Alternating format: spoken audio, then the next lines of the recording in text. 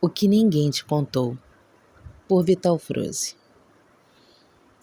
Amados, os últimos momentos de cada ser humano, aqueles que antecedem o desencarne da alma, que erroneamente chamamos de morte, pois a alma é imortal, são muito parecidos para a grande maioria dos encarnados aqui neste planeta Terra. Apenas nos casos em que acontece a tal da morte súbita, nos demais, há um certo tempo para que a consciência reavalie a sua encarnação, que está sendo concluída. Momentos antes do desligamento, o moribundo vê em sua tela mental toda a sua vida, desde a infância até o momento presente, como se assistisse o filme da sua vida. São momentos rápidos, porém suficientes, para que fique bem visível toda a sua história de vida nesta atual encarnação. É nesse momento que ele sente uma paz consoladora ou também um horror indescritível.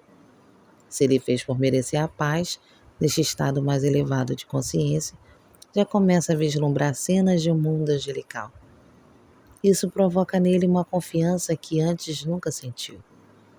Porém, se o filme for de horror, as imagens que se seguem em sua mente são de monstros e cenas dantescas, as quais provocam medo jamais sentido em sua vida corpórea. Mas também é preciso levar em conta outro fato importante. Este relatado por muitos médicos, enfermeiros e até por familiares que estiveram presentes ao lado do leito de um doente terminal. Invariavelmente, nestes casos, o que se ouve daquele que está finalizando a vida corpórea é o mesmo sentimento, principalmente em relação aos seus atos e ações. Nesta hora, o que mais se tem importância para ele não são os seus bens, os cargos que assumiu, o poder que exerceu, e nem as viagens ou festas que participou. Não importa se o seu time ganhou muitos campeonatos, se o sucesso foi fácil ou difícil, lícito ou ilícito, se a sua casa era simples ou um castelo. O que importa naqueles momentos é o que podia ter feito e não fez, principalmente as boas ações. Muito comum é sentir um arrependimento muito forte, até de pequenas coisas não praticadas, como abraçar seus entes queridos, dizer que os amava, tirar um pouco do seu tempo, principalmente com seus filhos, enquanto pequenos. Um olhar generoso para sua esposa ou seu esposo. Um cumprimento aos seus vizinhos, aos seus amigos ou colaboradores ou funcionários. Enfim, tudo aquilo que podia ter feito e não fez. Essas duas etapas, embora aqui invertidas na sua ordem, que acontecem, antecedem o momento do desencarne. Ambas trazem um conforto consolador ou uma angústia desesperada, já que o tempo se esgota e nada mais pode ser feito. A alma que chega nesse ponto já começa a colher os frutos das suas semeaduras durante a atual encarnação que chega ao seu final.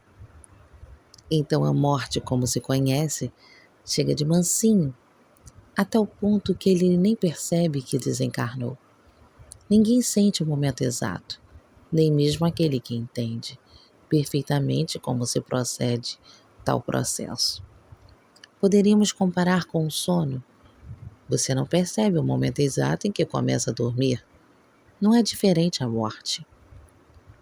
Os minutos, as horas e os dias que seguem ao desencarne, esses sim são muito diferentes para cada alma. Ali também há situações totalmente diferentes para cada um. Tudo de acordo com a forma de vida vivida antes de desencarnar. Esta parte é muito bem explicada através de codificação do Espiritismo, feito por Allan Kardec. Mas também há muita informação trazida pelos próprios espíritos desencarnados que se manifestam durante trabalhos mediúnicos, seja nos centros espíritas, nos centros de Umbanda, nas salas de terapias quânticas e tantos outros momentos e lugares.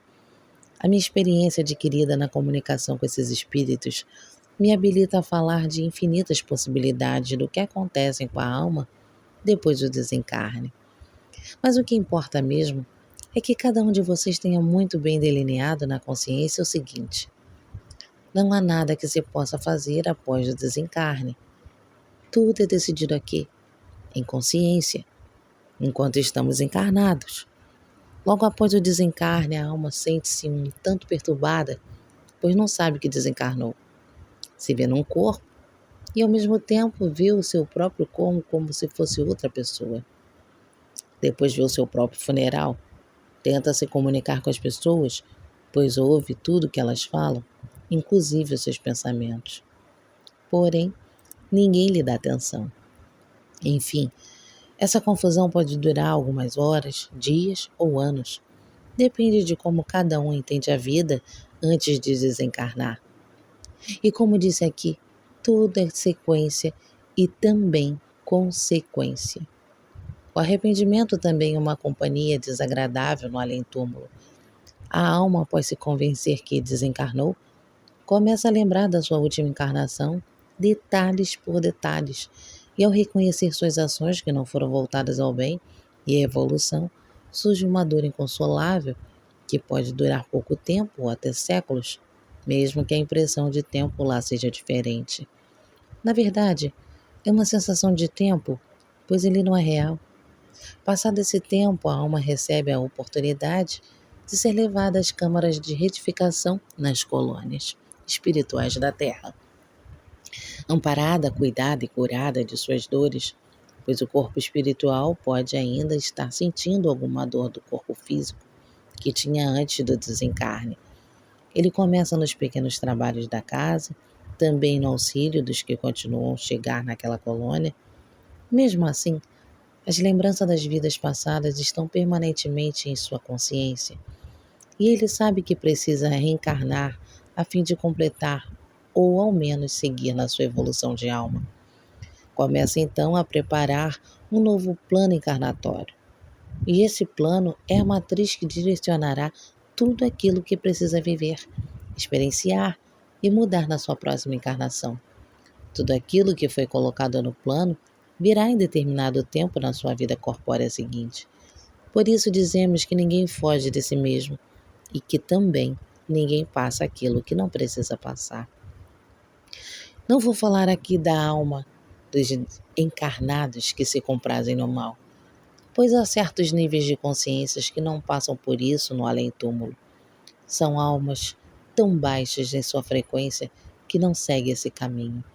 Vão diretamente para os umbrais baixos ou são sequestradas por entidades trevosas logo após o seu desencarne. Essas ainda estão muito longe de passar pelo processo descrito neste texto. Lembrando que a Terra está fazendo uma transição planetária, deixando, portanto, de ser um mundo de expiações e provas, e passará a ser um mundo de regeneração. Estamos na última encarnação antes dessa transição. Portanto, tudo se resolve agora.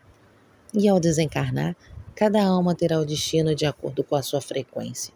E essa frequência vibracional será o passaporte de cada um e será definitivo, pois o tempo se esgota. A velha Terra está ficando para trás. Nada e ninguém pode impedir isso, pois faz parte dos planos divinos. Eu sou Vital Froze e a minha missão é o esclarecimento. Namastê.